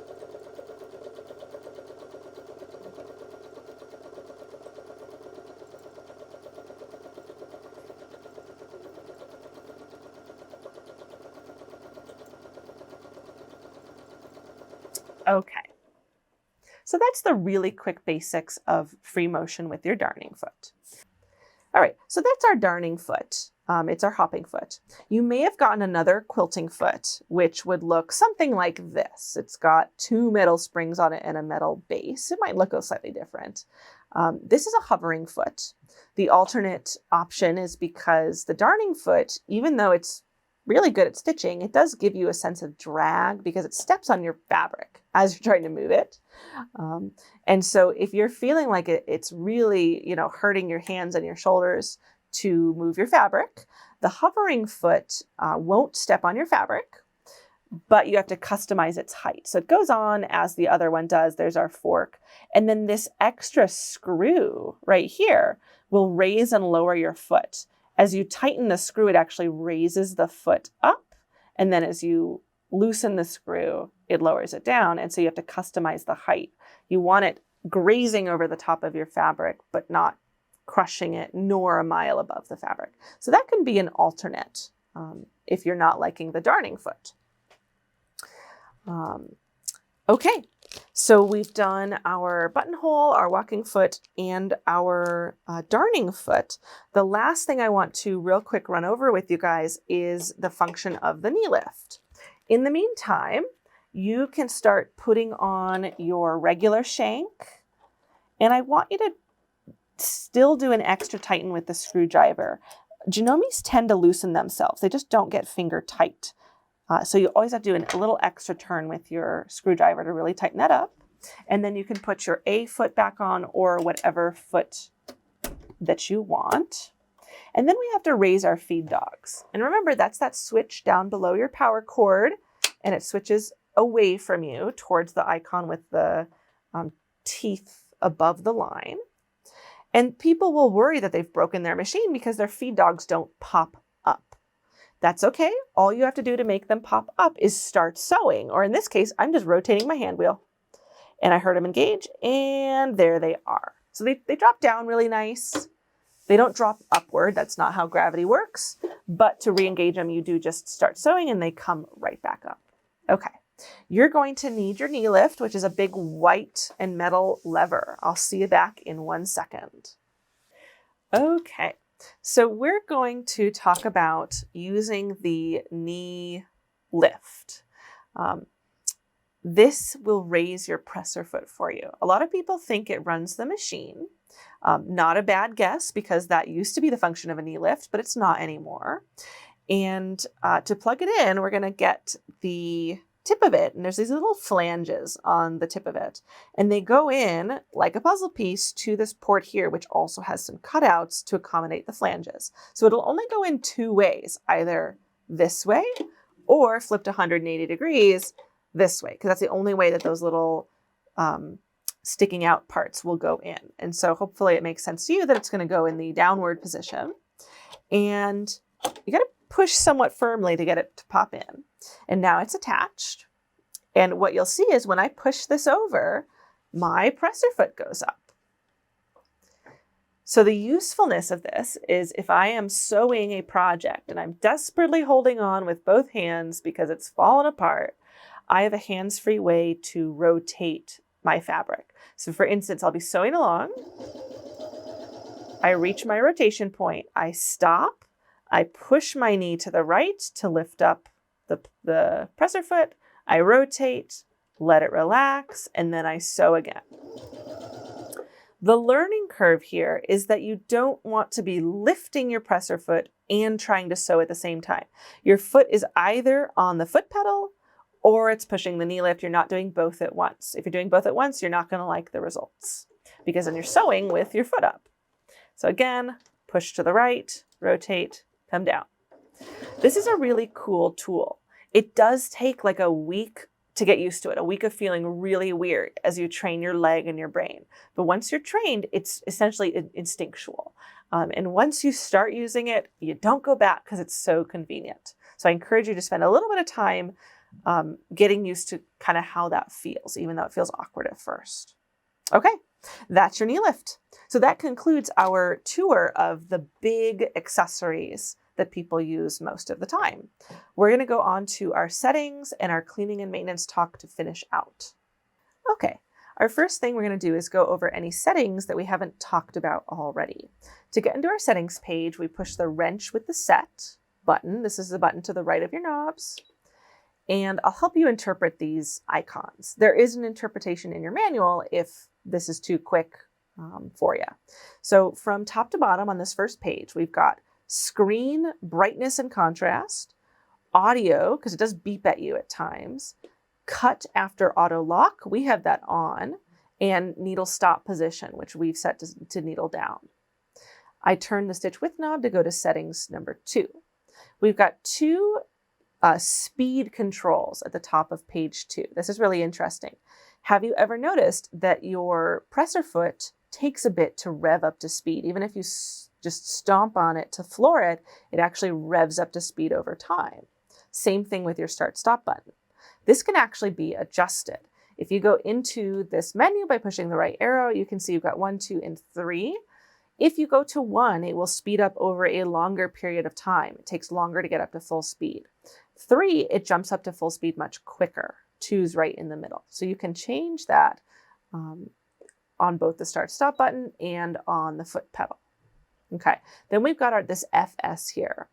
This is the favorite stitch adjustment. So remember, we had a dual function folder FS button. If you never do favorite stitch saving and you just want your folder always available for sequences, you can take away the favorite stitch option and you can turn the FS off. I wouldn't do that personally. I like the FS. And then if you're selling the machine and you've got a bunch of custom labels in there that you want to erase, with the sale of the machine, you can just erase the whole machine memory. That's why it's shiny and new. So you would go into that menu and then erase all your memory. Okay. Page 3 is bobbin winding speed. You would slow that down if you're doing a stretchy thread like a nylon thread or an invisible thread. Language, there's not much words on this machine, so it's kind of funny that you can set a language, but you can. And then if you want to reset all your settings to their default settings, you can do that. And that's it for settings. Pretty easy. We'll hit clear to get out of that menu. All right, now on to cleaning and maintenance. For visual clarity, I've taken off the presser foot. You can actually leave yours on, but this way you'll really be able to see what I'm doing. We are going to clean under the plate. That's the only place that they ask us to clean. You're not asked to clean anywhere inside of the sew head or up here. They took away all sorts of oiling spots. Nothing for you to do up here. But we are responsible for under the plate.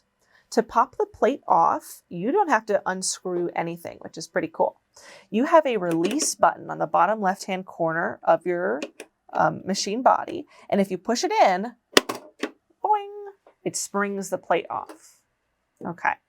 From here, we're going to take our bobbin out. And your bobbin will usually take your bobbin basket with it. And if it didn't, you just grab this basket and pull it out. That's good. We want that to come out because we need to get under here. What we are responsible for is lint brushing. And, you know, this looks pretty pristine, but you'll build up lint down here. So you'll lint brush around here. You'll lint brush your feed dogs. If it's really an ungodly amount of lint down there, you can vacuum. You can stick your vacuum hose up to it. You don't want to use compressed air. So no blowing air in, no canned air, no compressed air. It has moisture. It's really powerful. It's too powerful and it packs your lint in. So only vacuum if you really need to. You'll also maybe sometimes see thread poking out right here. This is your thread cutter. And if it's not working, you can see if you've got some thread caught in it and peel that out. Other than that, you're also supposed to be oiling down here. There is an oiling point right at the very center of the bullseye. We've got white, black, silver rings, and at the very center is this sort of yellow-gray ring. That's not lint, it's a wick. If you were to pull it out, you would see it's about 1 inch long. And it is responsible for oiling the rotation point between the stationary center and the hook race, which rotates around it. You want to put a drop or 2 of sewing machine oil on that sponge every couple of weeks. I mean, maybe every month and a half. It doesn't have to be crazy often. It's just every now and then. You should be cleaning every couple of weeks as well, lint brushing. So I basically lint brush and oil at the same rate. And that keeps it all running smoothly. It reduces friction. If you never oil, it's not the end of the world, but then you should be getting it professionally cleaned every year. Once you're done lint brushing and oiling, oh, and a mention about oil, sewing machine oil, modern, less than 10 years old, and it should be designed for a domestic machine, not designed for an industrial machine or, say, for a Singer featherweight. Those oils are too thick. Okay. Now we need to reassemble. And this is really what I want to go over because I trust you to operate a lint brush. This bobbin basket has a really good orientation tool, which is it has numbers on it. And those numbers are going to go in exactly straight across, left, right, just like it's in a book. There's not going to be any tilt to them at all. Other orientation tools you can use. There's an opening up here for your needle, so that needs to go closest to the needle. You're going to have a bad day if you put in something that doesn't have an opening, right? Then we've got a little nubbin down at the bottom, right there on the outside. It's like a little thumb. That thumb needs to sit to the left of this spring right here, and it goes boing, boing, boing, boing. That's a super duper important alignment tool. So the way I put this in is I tuck the top under the restraint, and then I just fuss with it until that thumb is to the left of the spring. And at some point, it will drop down into place. You still need to do a little bit of checking right here. You need to make sure, for instance, that you don't have an uneven bobbin basket. Here, it can be unleveled if I tap on either side, and I can see, oh, I've got lots of rim on this side and no rim on this side. That's a problem. This needs to be backed up so it sits flat on the rim. There's no wobble to it. It does have a little bit of wiggle back and forth, but no wobble on like the horizontal plane. Once I've got that set in there, I can tuck my plate back in. It's a puzzle piece as well. Left side goes in first, little tabs go in, then it kind of rests like this. Push down on the right side, pressure fit, and it pops in. Okay, at this point, I check my work by rotating my hand wheel towards myself. Needle down, keep going, needle up. I'm making sure that my needle doesn't hit anything. I don't hear any weird noises. The bobbin basket doesn't jump. Any of those things happening are going to indicate that I did it wrong and I need to try it again. But as this moves smoothly and freely, I think I'm good to go. And then I can put my bobbin back in. That is your cleaning and oiling responsibility. Again, you'll do that every couple of weeks or every big project, and that'll keep your machine running nice and smooth. You should get it professionally serviced every couple of years. They will refresh the grease and oil that is back in parts of this machine that you cannot get. All right, well, we've come to the end of our video. We will just say a little goodbye, and I will wish you luck on the rest of your sewing. All right, thank you so much for watching this video on our 6700 tutorial. If you would like more tutorials on Janomes, please keep an eye out on our YouTube channel. We're going to be shooting more for other models if you do have a second model. Otherwise, thanks for visiting our page. Thanks for hanging out with me. I hope you had fun and learned a lot.